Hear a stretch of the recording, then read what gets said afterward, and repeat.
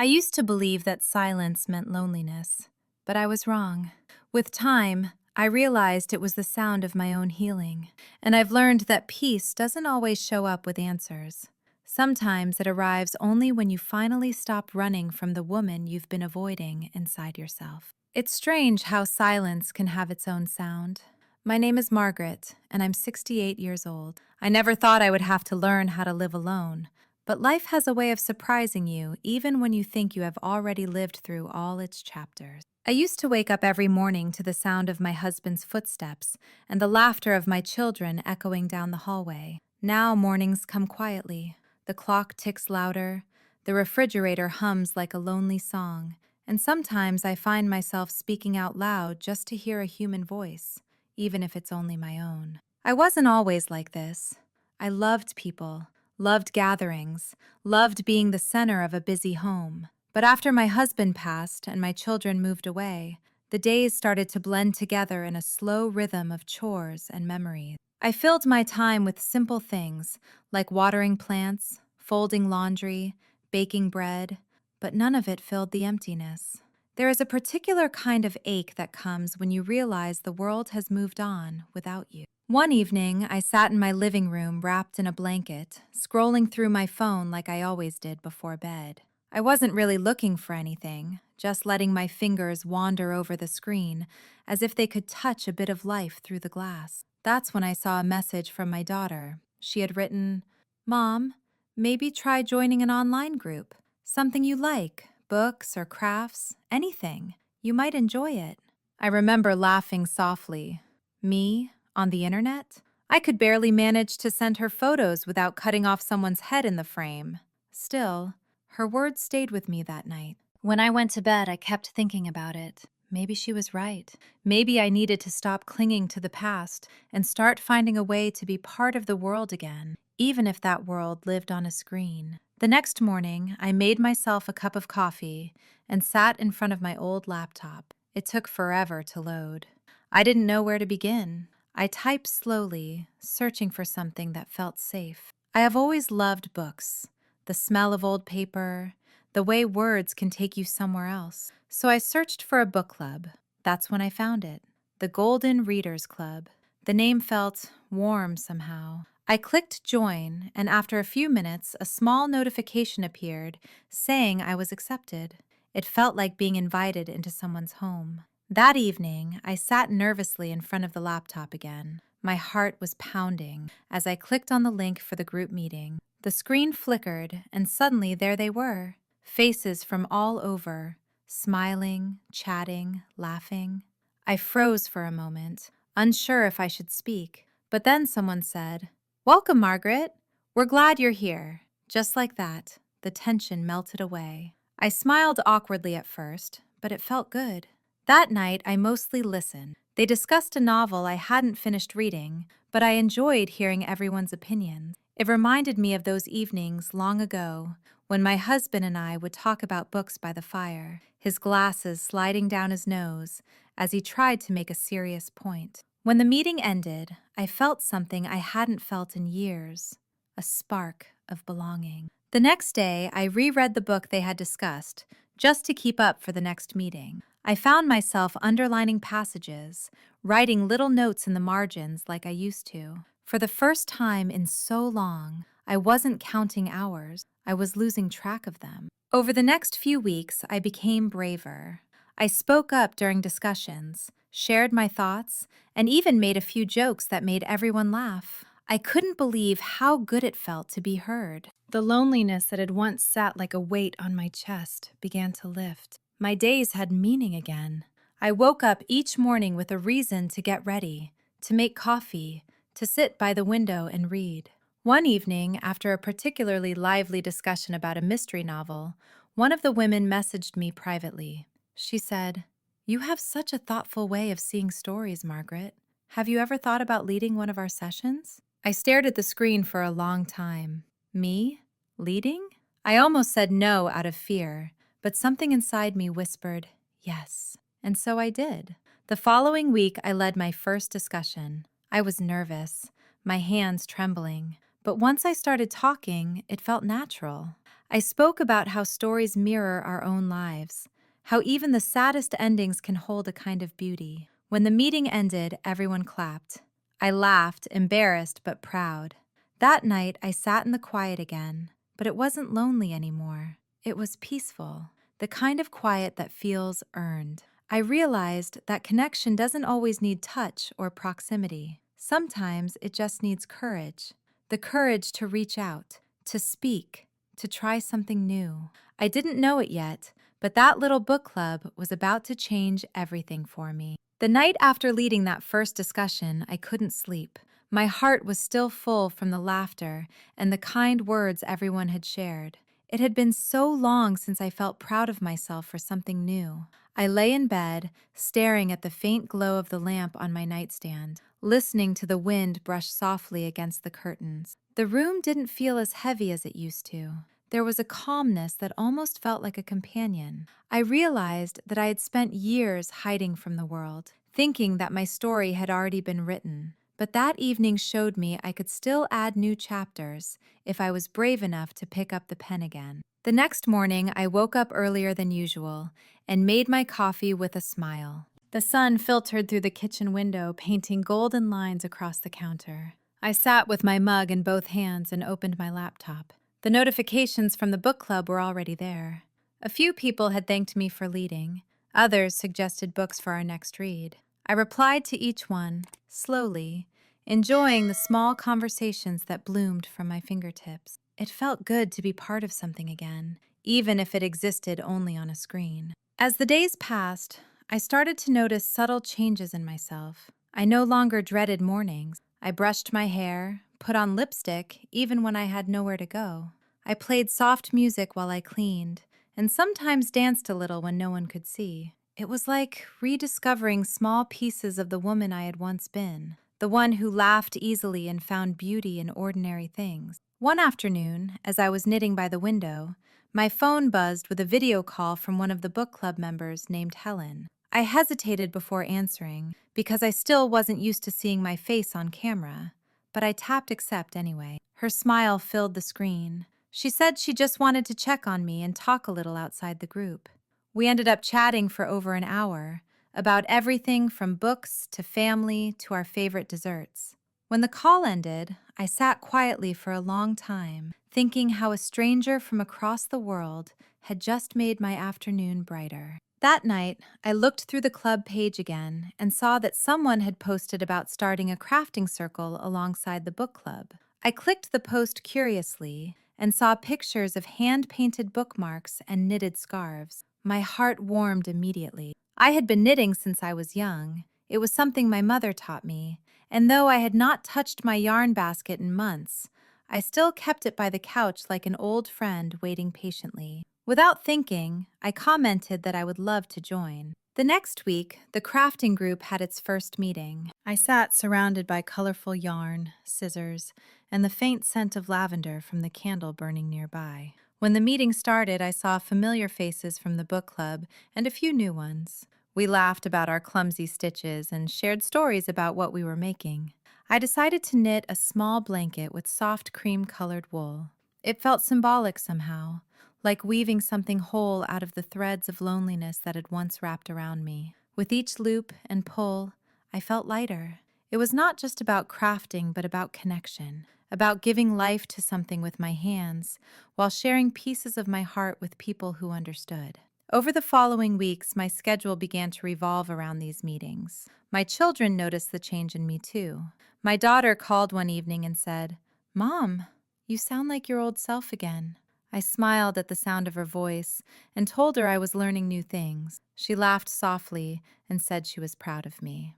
After the call, I sat there for a long while, letting her words settle deep inside me. I realized that joy doesn't always arrive loudly. Sometimes it sneaks in quietly, disguised as small moments of purpose. There were still lonely hours, of course. Nights when the house felt too big and the memories too close. But now I had something to look forward to, a reason to turn on my computer and see familiar faces smiling back at me. Every meeting brought laughter, stories, and that beautiful feeling of belonging that had once felt so far away. One Sunday morning, Helen sent me a message saying the group wanted to send each other small, handmade gifts as a surprise exchange. I spent the whole day choosing yarn, wanting my gift to carry warmth and comfort. I ended up knitting a simple lavender colored scarf and added a tiny note that said, "From one friend to another, thank you for reminding me that connection has no distance." When the scarf reached her, she sent me a picture wearing it with a smile that made my eyes fill with tears. I never imagined something so small could mean so much. That night, as I sat near the window, watching the moonlight pour over the quiet street, I felt a deep sense of gratitude. Life had given me another chance, not by changing my world, but by helping me see it differently. It's funny how the heart can reopen when you least expect it. I wasn't chasing happiness anymore. I was simply finding it in the small things, one message, one conversation, one thread at a time. The seasons began to shift again, and I could feel the quiet change in the air that always comes before autumn. The light fell differently through the curtains, softer and more golden, and the evenings carried that cool edge that makes you reach for a sweater. I had learned to love these quiet transitions because they reminded me that change, even the gentle kind, is proof that we are still alive. My days had become beautifully predictable in a new way. I woke early, made my coffee, checked my messages from the book and crafting groups, and then spent the morning reading or knitting by the window. It was a simple rhythm, but it brought a sense of peace I had not known in years. One afternoon, while we were in the middle of a book discussion, someone suggested we all share a story from our own lives that connected to the theme of the book. The story we were reading was about resilience, about finding strength when life feels unbearable. When it was my turn to speak, my heart raced. I had never shared much about my personal life with the group before, but something in me wanted to let them in. So I told them about the first winter after my husband passed, how the house felt hollow, how even the walls seemed to breathe sadness. I told them about sitting alone at the kitchen table every evening, staring at the empty chair across from me, waiting for a sound that would never come. My voice trembled as I spoke, but no one interrupted. When I finally stopped, the silence that followed felt sacred, like a soft embrace. Then one of them said, "Margaret, that was beautiful. Thank you for trusting us with that." In that moment, I felt something shift inside me. I realized that sometimes healing isn't about forgetting or moving on, but about being witnessed, about having your pain seen and still being accepted. After that night, our group became more than just a club. It became a small circle of friends who knew each other's hearts. We celebrated birthdays over video calls, shared photos of our families, sent messages of comfort during hard days. I even started helping some of the newer members who were struggling to figure out how to use the online platform. It made me smile to think how far I had come.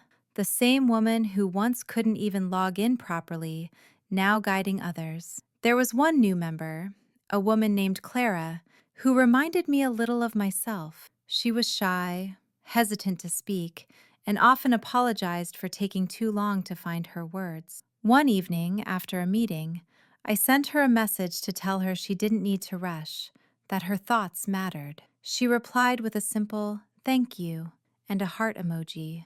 But over time, we began to talk more. We shared our fears about getting older, about being forgotten, about how strange it felt to live in a world that moved so fast while we seemed to slow down. Those conversations became a lifeline for both of us. I started to understand that the internet wasn't just a tool, it was a bridge between lonely hearts. The next few weeks were filled with laughter, long calls, and shared projects. I began working on a large quilt for the winter, each square a different color that reminded me of a person from the group.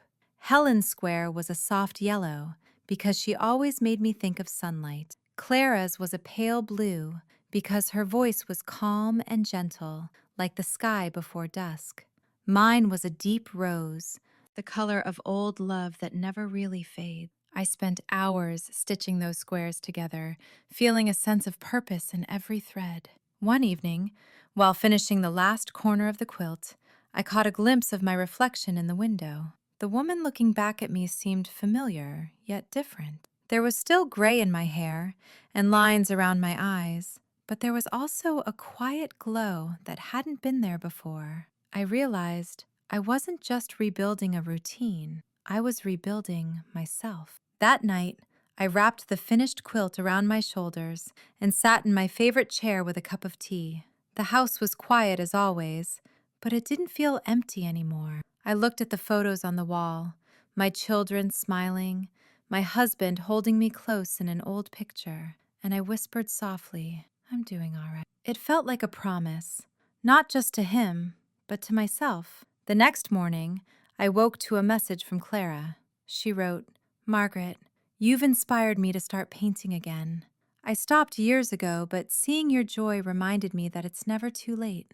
I smiled so wide it hurt. It was then that I understood how healing works in circles. You take a little light from someone else, and then you pass it on, without even realizing it. I opened the window and let the cool breeze brush against my face. The world outside was changing again, leaves beginning to turn, and I felt ready for whatever came next. Life wasn't perfect, but it was full again, and for the first time in a long while, that was enough. It was early winter when I realized how much my world had changed.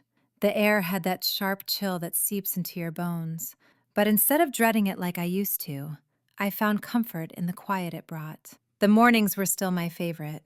I would wake before sunrise, wrap myself in a shawl, and sit by the window with a steaming cup of coffee. The sky would shift from deep blue to soft gold, and for those few minutes, it felt like time paused, just for me. I often thought about how different my life used to be, filled with noise, rushing, expectations, and the constant need to be useful. Now, usefulness came in softer forms, in messages sent to friends, in words of comfort shared, in small acts that seemed insignificant but carried meaning. One morning, as I sat watching the frost glisten on the grass, I received a call from my daughter.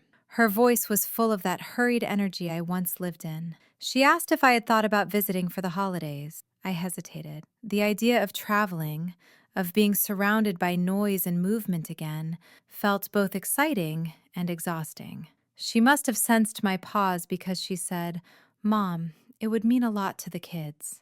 That sentence settled somewhere deep inside me. I promised I would think about it. After the call, I sat there for a long time, listening to the sound of the wind pressing against the windows. I thought about all the times I had told myself I would start living again someday, but never really defined what that meant.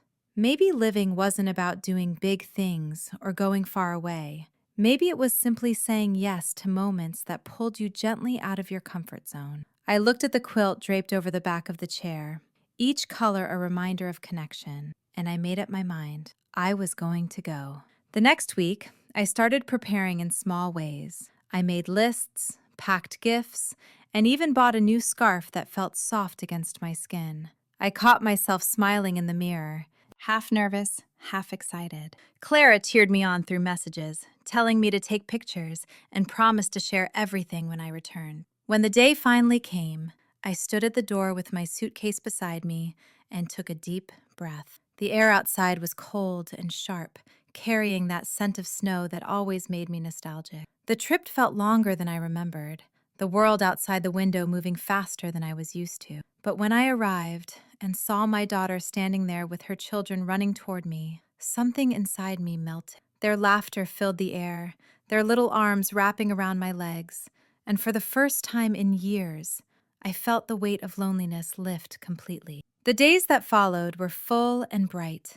The house was alive with noise and warmth. The kitchen smelled of cinnamon and sugar. The sound of music filled the evenings, and every surface seemed covered with little reminders of life: crayons, mugs, books, and half-finished puzzles. At night, when everyone had gone to bed, I would sit quietly by the fireplace, the quilt over my knees, watching the flames dance. My daughter joined me one night, her eyes soft with concern. She said, "Mom, I was worried about you after Dad passed, but you seem peaceful now." I smiled at her and said, "It took me a while to remember who I was outside of being a wife, a mother, a caretaker. I had to learn to be just me again." She nodded slowly, and for a moment, we sat in silence, both of us understanding more than words could express. Before I left, my granddaughter handed me a small drawing. It was of a woman sitting by a window, wrapped in a quilt, with a cup of coffee beside her. "It's you, Grandma,"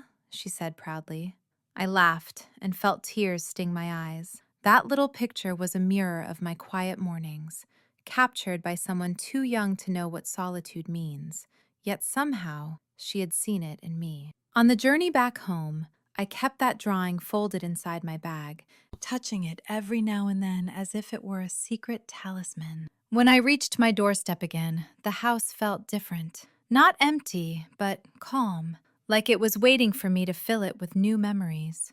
I placed the drawing on my table and sat down with a sigh of gratitude. The days after that visit moved gently, filled with small joys. I started cooking again, not because I had to, but because I wanted to. I began writing letters, real ones, on paper, with ink that sometimes smudged when I grew too emotional. I sent one to Clara, telling her about the visit and how it reminded me that healing isn't the end of the story. It's the beginning of a quieter kind of courage. In her reply, she wrote, "You're teaching me how to live again, too." I kept her message printed and tucked into the pages of my journal. Life continued with its soft rhythm, one day folding into the next, each moment carrying its own gentle beauty. I still woke before sunrise, still watched the light change, still felt that quiet gratitude each morning. But now there was something new inside me, a quiet certainty that I was exactly where I was meant to be. The past no longer hurt like an open wound, and the future no longer frightened me. It was enough to exist in the tender space between the two, to breathe, to create, to love in small ways. And as I sat by the window one morning, watching the first snow fall softly over the world, I realized that peace doesn't come all at once. It comes in fragments, in conversations, in memories, in moments that remind you that even after everything, life can still be beautiful. When I returned home after the holidays, everything felt softer somehow.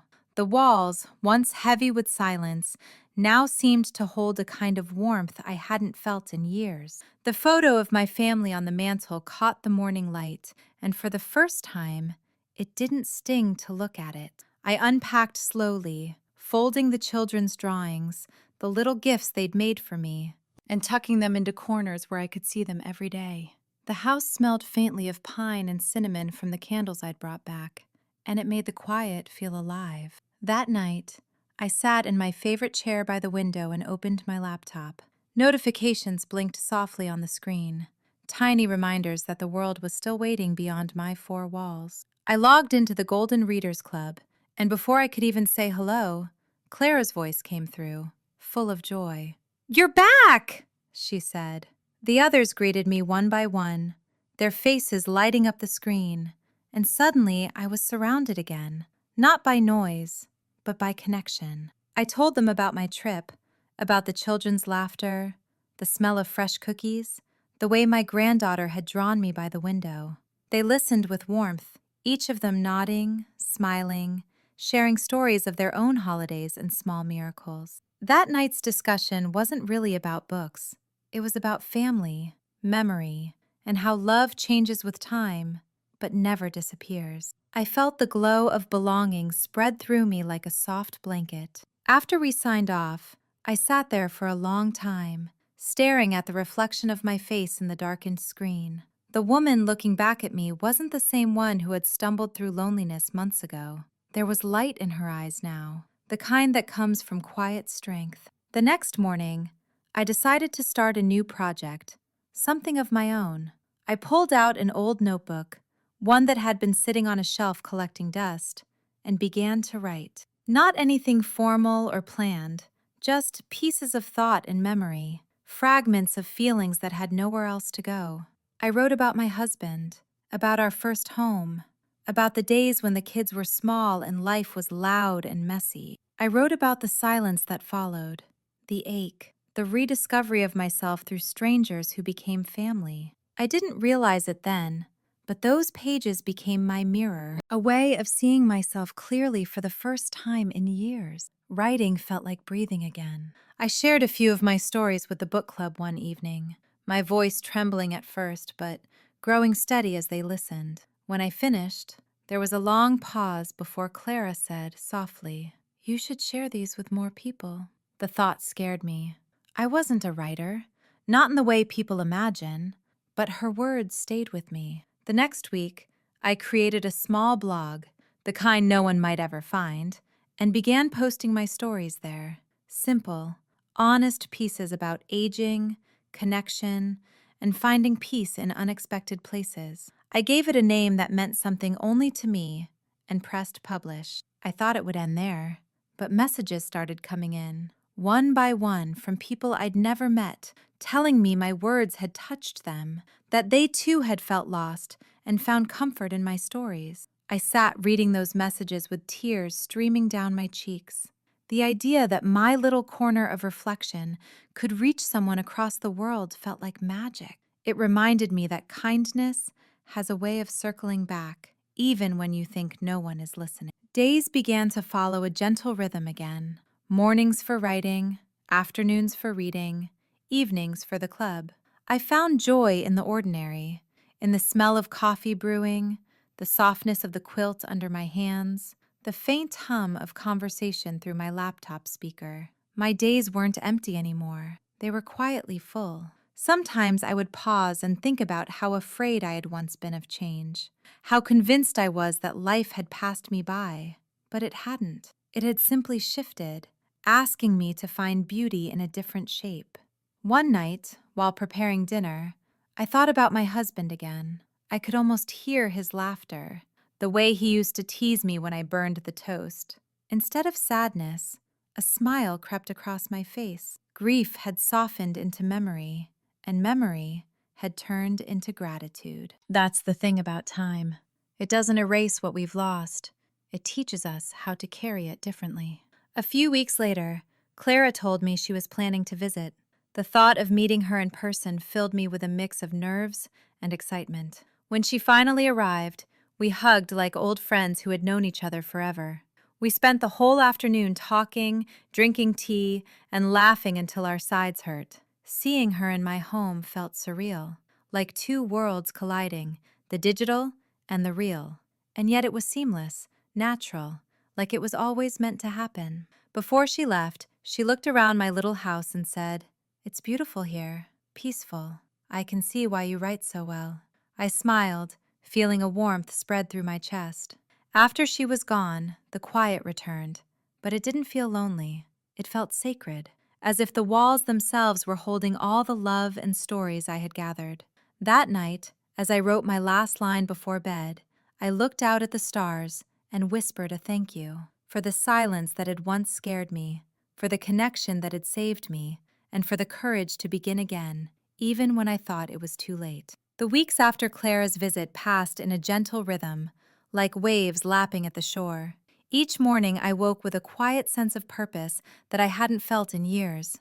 My days were no longer about filling the hours, but about savoring them. I began keeping a small journal on my kitchen counter, where I would write one thing that made me smile every day. Some days it was as simple as the way the sunlight hit the window, turning the dust into floating gold.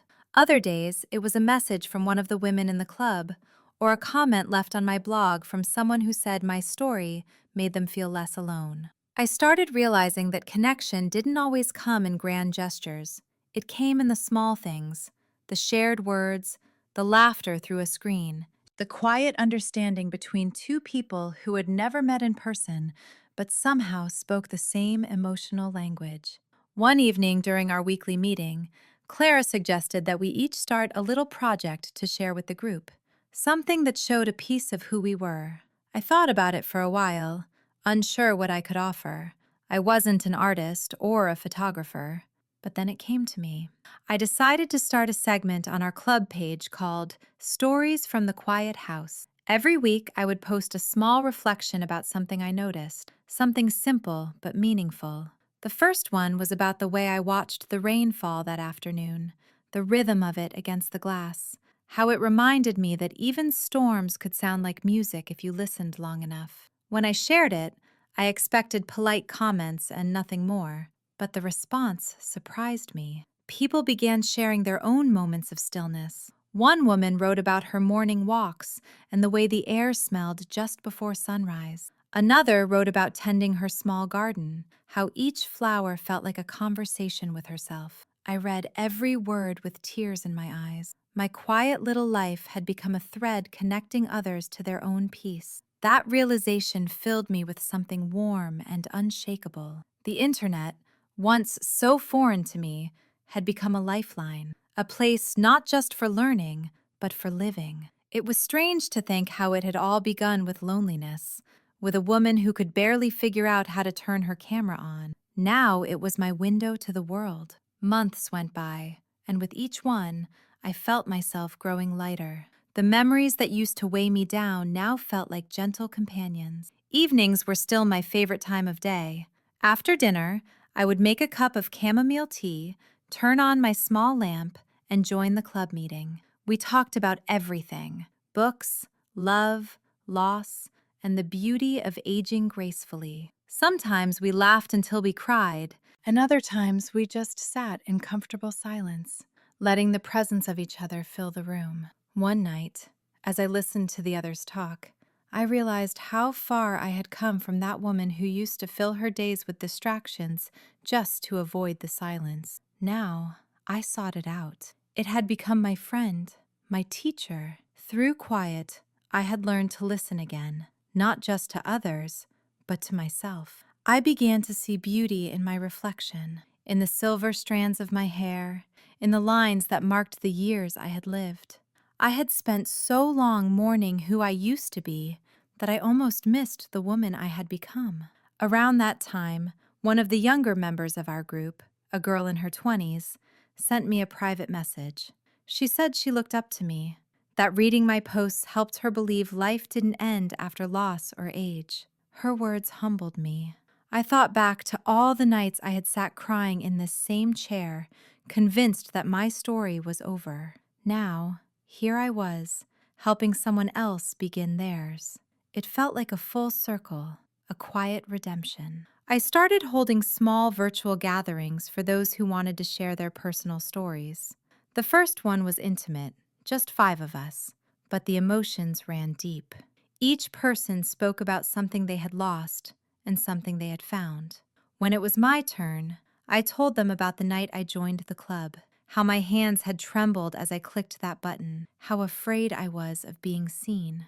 And yet, being seen was what had saved me. The screen that once separated us had somehow brought us closer than I ever imagined. That night, after everyone signed off, I sat in the dim glow of my computer and cried softly, not from sadness, but from gratitude. I had thought my world had grown small, but now I saw it was only changing shape. The next morning, I stood outside in the garden, breathing in the crisp air. The sun was low, painting the leaves in shades of gold and bronze. I closed my eyes and let the warmth touch my face. Somewhere deep inside, I could feel a quiet voice whispering, "You are not done yet." And for the first time, I believed it. My journey wasn't about holding on to the past anymore. It was about opening my heart to what was still waiting ahead. I returned inside, turned on my laptop, and began to write again. My fingers moved slowly at first, then faster, as if they were chasing the rhythm of my heartbeat. Every word felt alive, every sentence a reminder that connection isn't bound by age or time. When I finally looked up, the sky outside had turned pink with evening light. I smiled, knowing that somewhere out there, my friends were also watching the same sky, feeling the same quiet joy. And in that moment, I didn't just feel connected, I felt whole. Spring came slowly that year, as if the world itself was waking from a long sleep. The trees outside my window began to stretch with new life, tiny green buds clinging to the branches like promises. I spent my mornings sitting by the window, watching light pour through the curtains and dance across the floor. There was something deeply soothing about those quiet hours. I would make my coffee, open my notebook, and let the day unfold without hurry. The loneliness that used to press on me like a weight had softened into something else, something almost gentle. It wasn't that I never felt alone anymore, but the feeling no longer frightened me. It had become a kind of companion, a reminder of the life I had lived and the love that had shaped it. One afternoon, while sorting through some old boxes in the attic, I found a stack of letters tied together with a faded ribbon. They were from my husband. The handwriting was familiar, the ink slightly smudged from years of being read and touched. I sat on the wooden floor with the box beside me and began to read. His words were full of the same warmth and humor that had always made me fall in love with him. Some letters were from our early years, when we were still figuring out life together, filled with small dreams and quiet promises. Others were from the later years, written when words were the only way he could express what time had taken from him. By the time I reached the last one, tears had blurred the page, but my heart felt strangely light. The pain was still there, but it had changed shape. It no longer cut. It simply reminded me of how deeply I had loved and been loved. That night, I shared the story with my book club. They listened in silence as I told them about finding the letters and reading every word like it was a heartbeat from the past. When I finished, Clara said softly, "He's still talking to you in his own way." Her words settled over me like a blanket. It was true. Love doesn't disappear with time. It finds new forms, quieter maybe, but still alive. The next day, I decided to turn those letters into something more. I began writing a new section on my blog called Letters from the Past. Each week, I shared one letter paired with my reflections, what that moment had meant to me then and what it meant now. The response was overwhelming. People wrote to me saying they had gone searching for their own old letters, that they had found pieces of themselves tucked away in drawers and boxes. I realized that by sharing my story, I was helping others rediscover their own. Connection had become a cycle of giving and receiving, and I cherished it deeply. One evening, after posting another entry, I received a message from a woman who said she had recently lost her husband and hadn't been able to bring herself to open his things. She wrote that my story had given her the courage to finally do it. Reading her words made my hands tremble. I sat there for a long moment, letting the emotion wash over me. It's strange how life works, how something born out of your own pain can end up lighting the way for someone else. That night, I went to bed with a deep sense of peace. I dreamed of my husband sitting beside me, his hand resting on mine, his smile as familiar as the air I breathed. When I woke, the room was bathed in morning light, and I whispered into the stillness, "I'm okay." The days that followed carried a quiet joy. I found myself humming while cooking, laughing at small things, and noticing beauty in moments I used to overlook. A soft rain one morning, the smell of earth after. The way a bird perched outside my window seemed to listen when I spoke. I had become part of the world again, not just an observer, but a participant. My friends in the club noticed it too. "You glow when you talk now," Clara teased one evening. I laughed, feeling a warmth rise to my cheeks. "Maybe I finally stopped looking back," I said. But later that night, I realized it wasn't about looking back or forward anymore. It was about being fully present, about finding peace in where I stood. As the months passed, I began to think about visiting some of my online friends in person. The thought both thrilled and scared me. Could bonds built through screens truly hold in the real world? One afternoon, while sitting outside with a glass of iced tea, I decided they could.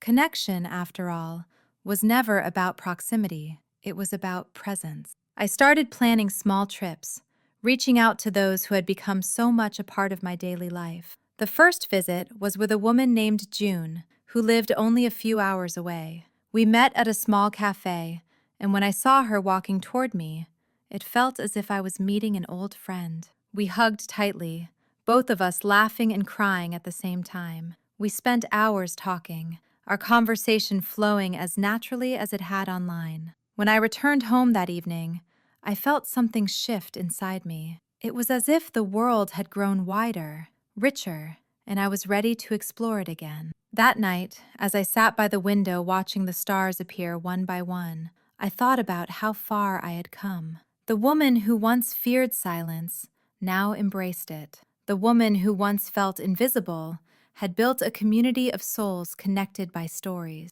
I closed my eyes and whispered a quiet thank you to the people who had found me, to the moments that had shaped me, and to the life that had unfolded so beautifully, even after loss. Summer arrived with its golden light and long, unhurried days. The air carried the scent of blooming flowers and freshly cut grass, and the evening stretched endlessly, painted in shades of orange and pink. I began spending more time outside, sitting on the porch with my notebook, writing as the world glowed softly around me. It felt good to be part of something alive again, to feel the hum of life instead of watching it from the sidelines. One afternoon, Clara called and told me the club was planning a special event, a virtual reunion where everyone would share how the group had changed their lives.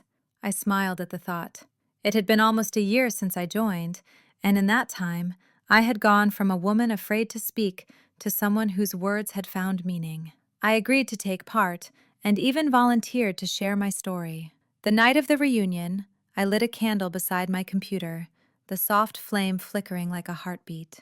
As faces began to appear on the screen, I felt the same rush of warmth I had felt that very first night. There were new members now, young and old, each bringing their own piece of life into the circle. When it was my turn to speak, I took a breath and began. I told them about the silence that had once filled my days, how I had stumbled into the club because of a message from my daughter, how I had struggled to even find my way around a computer. I told them about the loneliness that had felt like an ocean, and how, one small step at a time, their voices had become the bridge that carried me across it. As I spoke, I saw tears on some of their faces. When I finished, the screen was quiet for a moment, and then applause filled the chat box. My heart swelled with emotion. I realized I wasn't just telling my story, I was telling theirs too. We had all found each other in that strange, glowing space between screens, and somehow, it had made us real to one another. After the meeting ended, I sat in the dim light of my living room and let the tears fall freely. They were not sad tears, they were full of gratitude, the kind that only comes from surviving something hard and coming out softer on the other side. The next morning, I woke early, unable to stop thinking about the night before. I brewed a pot of coffee and stood at the window, watching the sunrise. The light spilled over the horizon, filling the world with quiet gold. I felt a sense of peace so deep, it was almost sacred. That's when the idea came to me, to create something lasting from all of this, something that would hold our stories together. I wrote to Clara and shared the idea of putting together a collection of reflections from the group, a book written by all of us, capturing the journey from isolation to connection. She loved it instantly.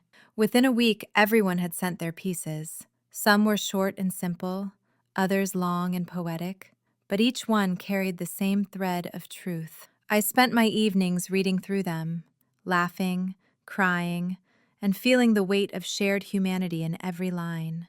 Compiling those stories became my new purpose. It gave me something to look forward to each day, a reason to wake with excitement again. The process took months, but it never felt like work. It felt like building something sacred, a mosaic of lives touched by kindness and courage. When the book was finally ready, we decided to publish it online, free for anyone to read.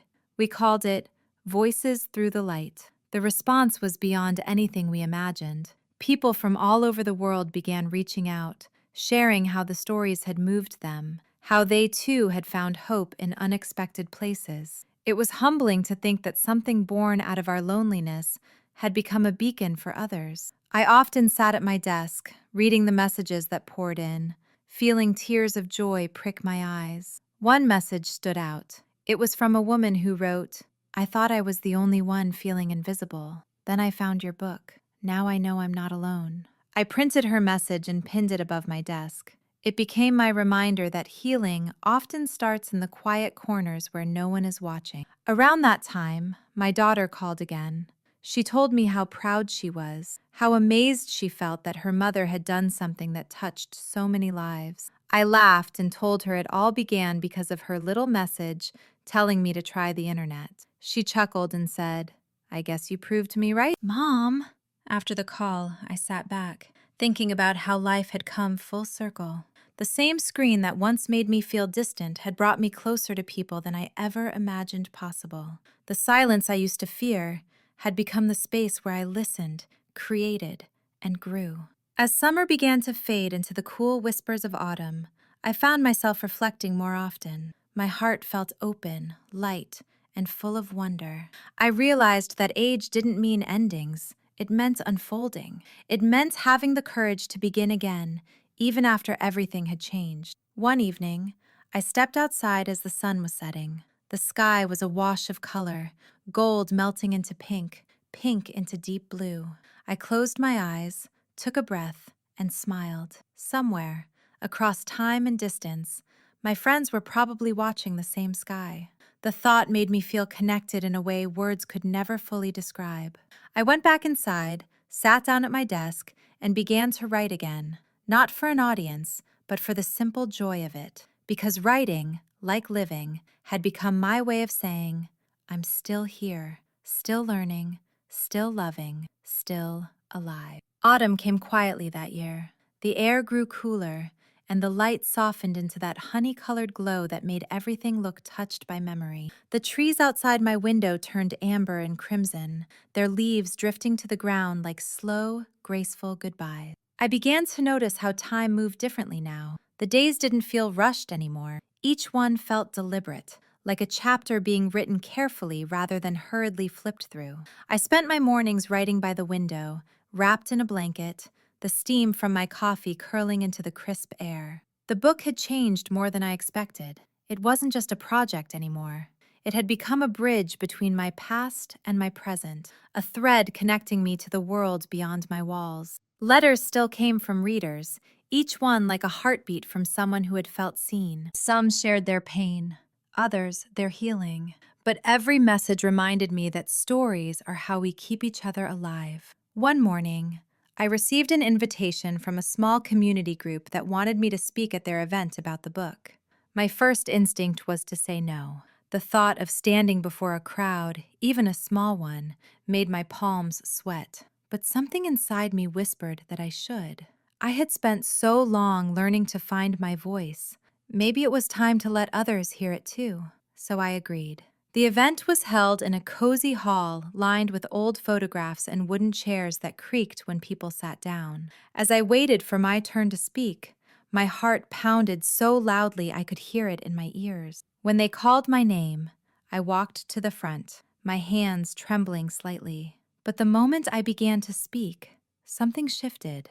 The fear melted away. I looked at the faces before me, strangers, yet somehow familiar. And I told them about the silence I once lived in, about the courage it took to write, and about the unexpected beauty of connection. I saw people nodding, smiling, even wiping away tears. By the time I finished, there was a quiet stillness in the room, the kind that holds meaning. When the applause came, it felt like sunlight breaking through clouds. Afterward, several people came to speak with me. One woman held my hand and said, "You made me believe it's never too late." I smiled, but her words stayed with me long after I went home. That night, I stood in front of the mirror, studying the lines on my face. They no longer looked like marks of time, but like stories carved by living. I realized that the fear that once defined me had lost its power. I wasn't trying to prove anything anymore.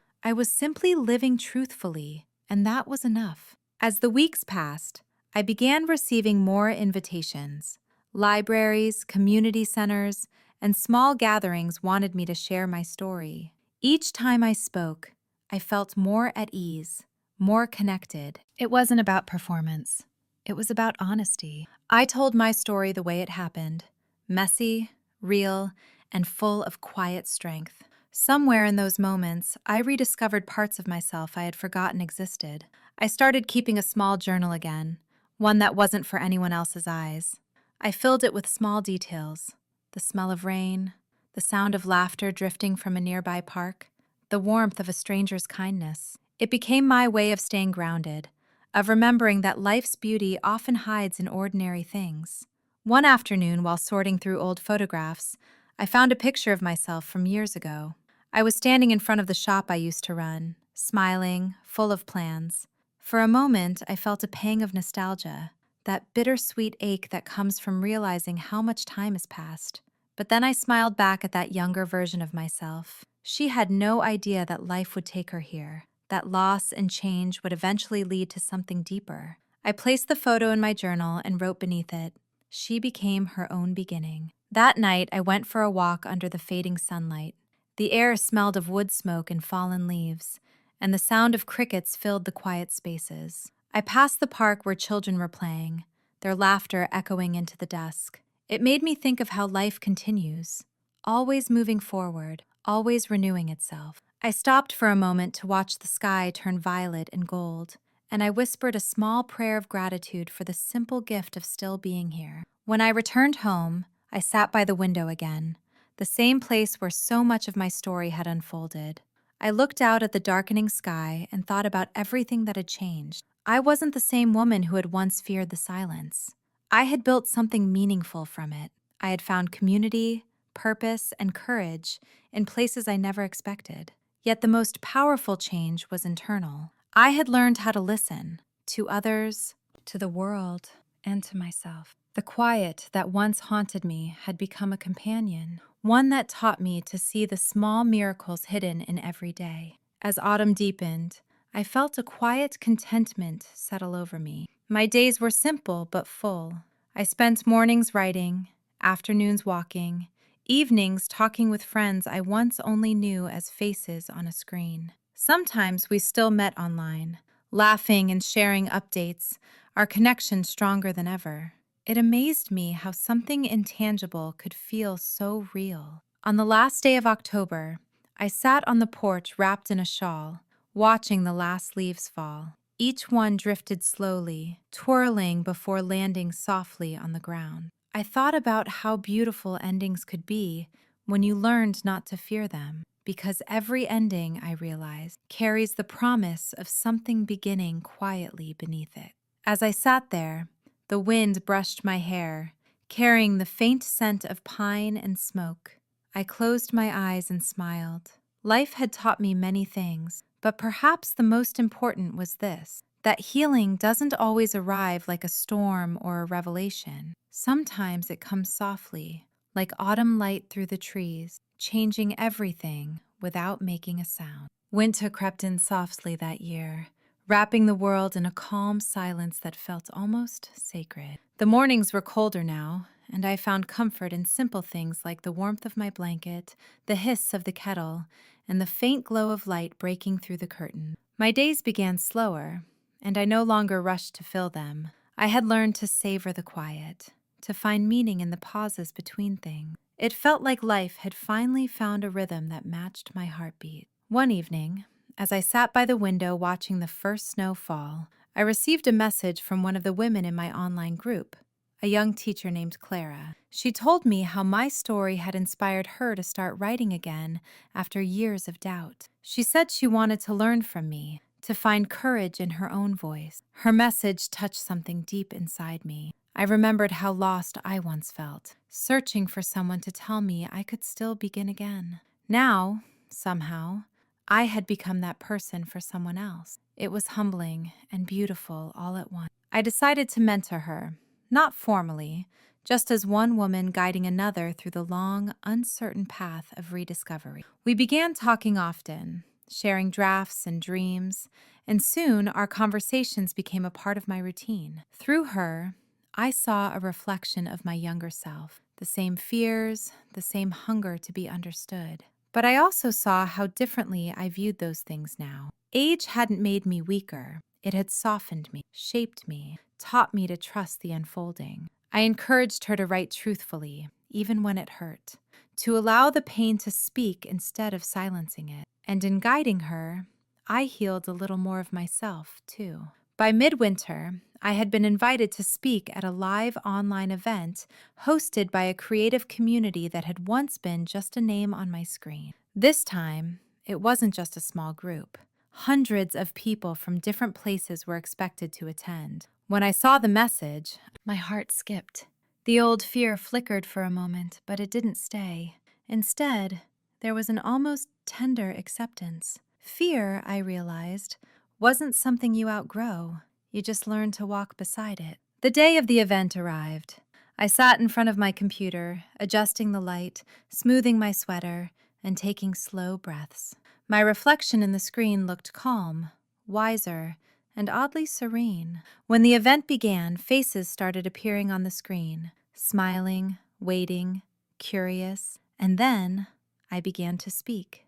I spoke of loneliness and courage, of finding light in digital spaces, of how human connection doesn't fade with distance, but deepens through intention. I told them about the woman I used to be, afraid of technology, afraid of being forgotten, and how she found her way not by running from the silence, but by learning to listen to it. The chat window filled with hearts and words of gratitude, but what moved me most was the stillness I felt in the moment itself. It was as if everyone listening had become part of one shared heartbeat. When the event ended, I sat there quietly for a long while, tears gathering in the corners of my eyes. Not sadness, not even joy, something softer, something like peace. I thought about how strange and miraculous life could be, how the very thing I once resisted had become my way back to living fully. After that night, the community grew even closer. We began hosting small virtual gatherings every week. Sometimes we read books, sometimes we just talked. I started sharing bits of my writing again, not as lessons, but as offering. It became a circle of exchange, stories for stories, hearts for hearts. It amazed me how a screen could hold so much life, so much warmth. One evening, Clara told me she was publishing her first piece online. She thanked me for pushing her to believe in herself, but I told her she had done it all on her own.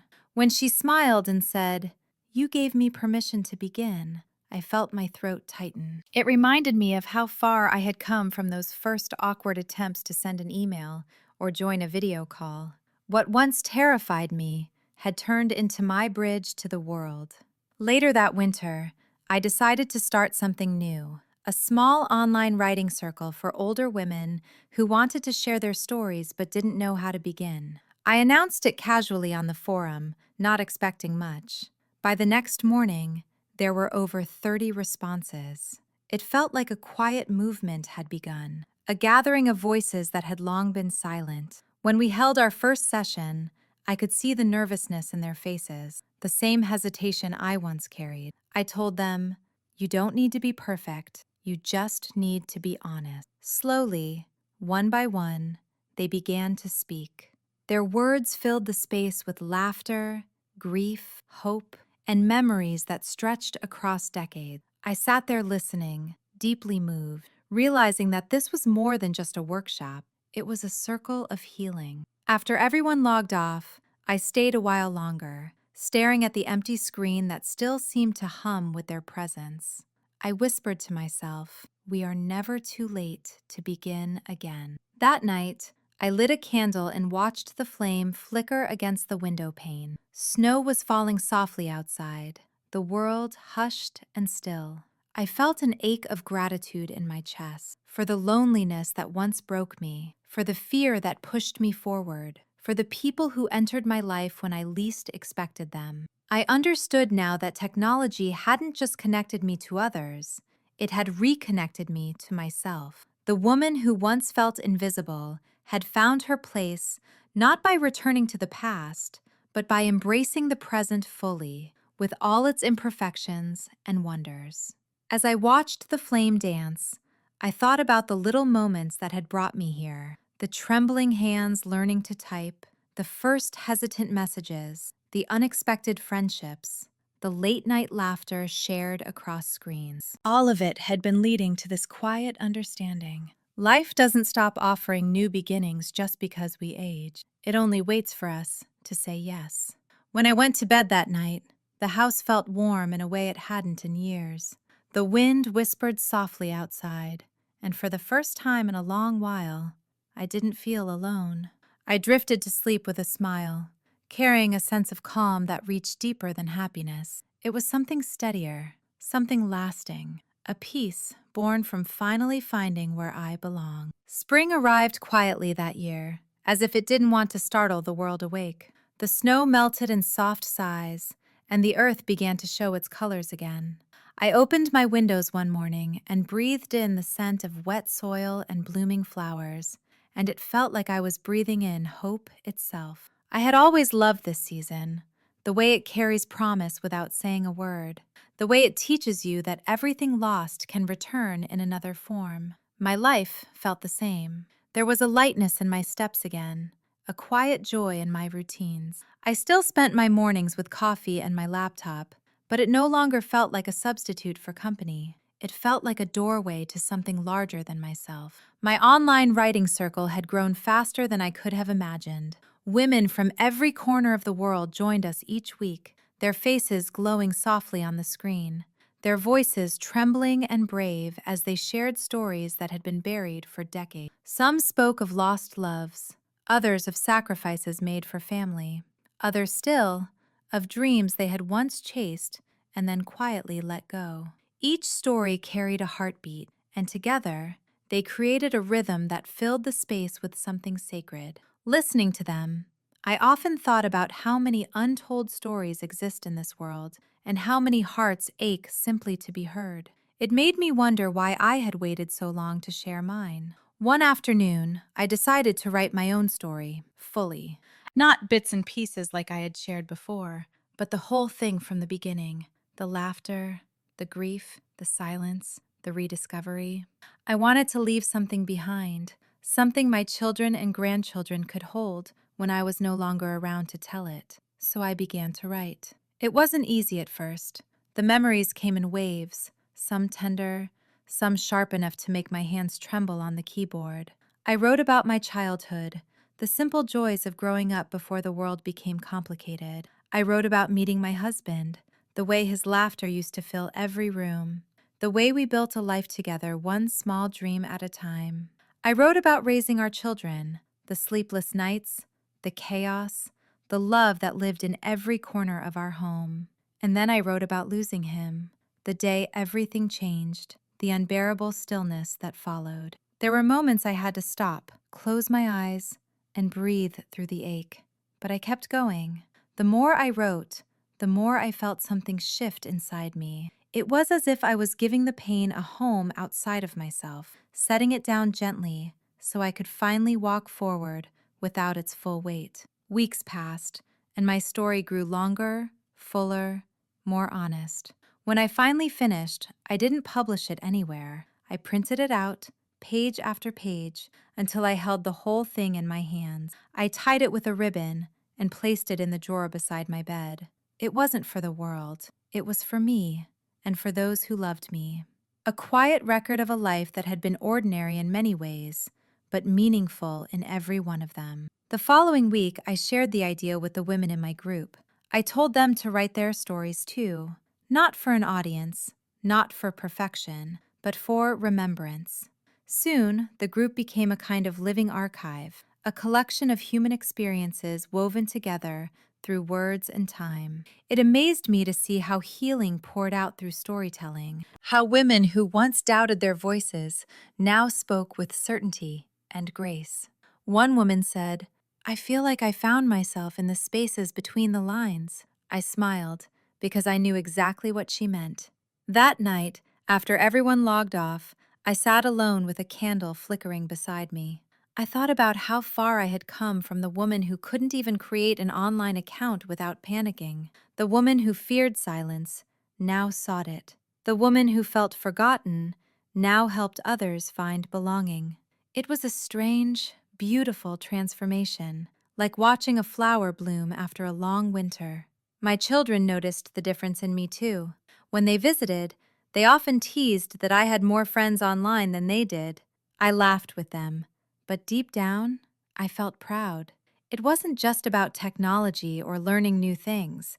It was about life finding a way to keep expanding, no matter the age or circumstance. One evening, as we sat together in the living room, my daughter asked if she could read my story someday. I looked at her and saw the same spark in her eyes that I once had.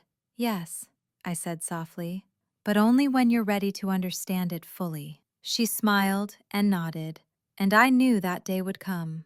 Later that night, I received a message from Clara. She told me she was organizing a small virtual event to celebrate women writers over 60 and wanted me to be the guest speaker. The thought made my heart skip, but I said yes. I wanted to show others that it's never too late to become something new. The night of the event, I wore my favorite blue sweater and a pair of pearl earrings my husband had once given me.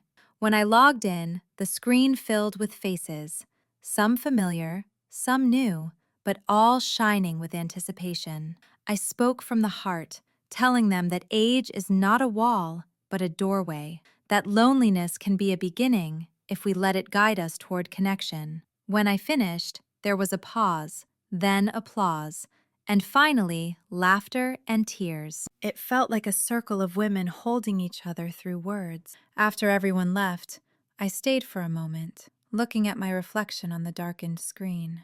I thought about how strange it was that I had found this version of myself through something I once resisted so fiercely. I smiled and whispered, "Thank you," to no one in particular, maybe to life itself. Then I turned off the light, closed the laptop, and sat in silence. But this time, the silence didn't feel empty. It felt alive, like the pause between heartbeats, full of everything that mattered. The morning light touched my face gently that day, soft and golden like a memory that didn't want to fade. I woke before the alarm, before the world stirred, and lay still for a while, listening to the quiet hum of my house. It was a sound I once feared, that deep stillness that follows when life slows down. But now it felt like a friend. The air carried a faint sweetness from the lilacs blooming outside the window, and I thought about how time had a way of circling back, how every ending had its own beginning, waiting quietly just beyond it. I rose slowly, wrapping my robe around me, and walked to the kitchen. The floor was cool beneath my feet, and the familiar smell of coffee soon filled the air. I stood by the counter, watching the steam curl upward, and for a moment, I imagined the faces of everyone I had met through that small glowing screen, the women who had once been strangers and had now become pieces of my story. It amazed me how deeply connected we had all become without ever meeting in person, how something as simple as a shared conversation could open a door to something so much larger than ourselves. As I sipped my coffee, my thoughts drifted to the writing circle I had built and how it had grown beyond me. Clara had taken over most of the hosting now, her confidence blooming like the first light of dawn. She had become a gentle leader, guiding others with patience and warmth. I felt proud watching her step into her own power. Sometimes I thought of her as the daughter I never had, not because she needed me, but because she reminded me that every soul you nurture leaves a part of you within them. That morning, I decided to write again. Not another story of the past, but something about what I had learned from all of it, the quiet art of beginning again. I opened my laptop and stared at the blank page for a long time before my fingers began to move. The words came slowly, like soft rain after a long dry spell. I wrote about fear, how it never truly disappears but simply changes shape. I wrote about love, not the romantic kind that burns bright and fades, but the steady kind that keeps you standing even when everything else falls away.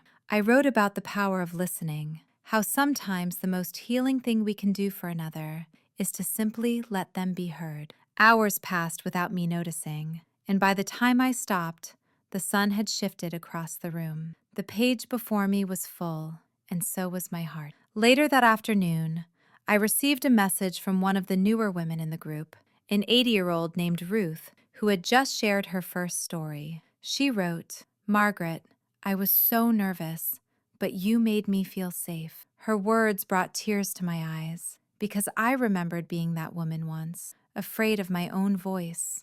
I wrote back, "You did beautifully, Ruth. You reminded me that courage looks different for everyone, but it's always beautiful. After sending it, I sat for a long while in the golden light of late afternoon, letting the peace of the moment settle around me. The house was quiet except for the faint ticking of the clock, but even that sound felt alive, like a heartbeat keeping time with my own. As evening fell, I walked outside into the garden. The sky was painted in soft shades of pink and lavender, and the air smelled of earth and flowers. I touched the petals of a rose, its edges cool and delicate, and thought of how life, for all its heartbreaks and silences, was still astonishingly tender. I realized then that I no longer felt the ache of loneliness.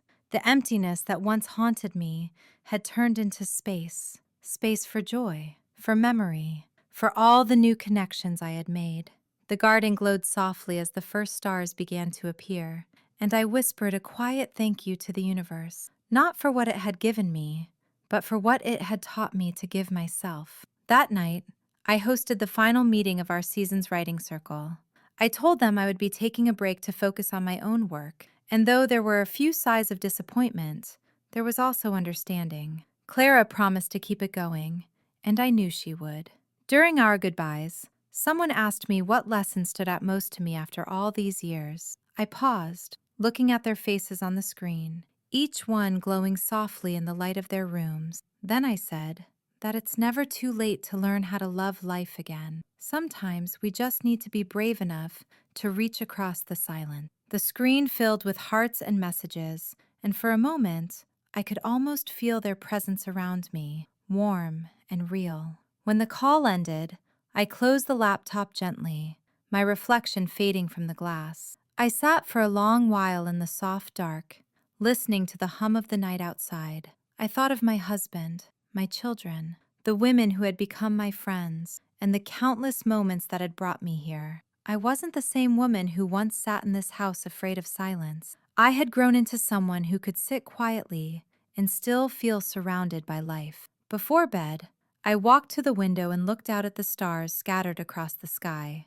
They reminded me of all the glowing faces I had met through the years, each one shining in its own small space, connected by invisible threads of light. I smiled and whispered, "Good night, my friend." Then I turned out the light and slipped into bed. The quilt I had made years ago still draped over me, each color a memory stitched into fabric. As I closed my eyes, I felt a deep stillness settle inside me. It wasn't loneliness anymore. It was peace. The kind that comes when you've lived fully, loved deeply, and finally learned that connection isn't something you find. It's something you create, one honest word at a time. If this story touched your heart, share your thoughts in the comments. I'd love to hear them. Don't forget to like, share, and subscribe so more people can find a little warmth and hope in these stories too.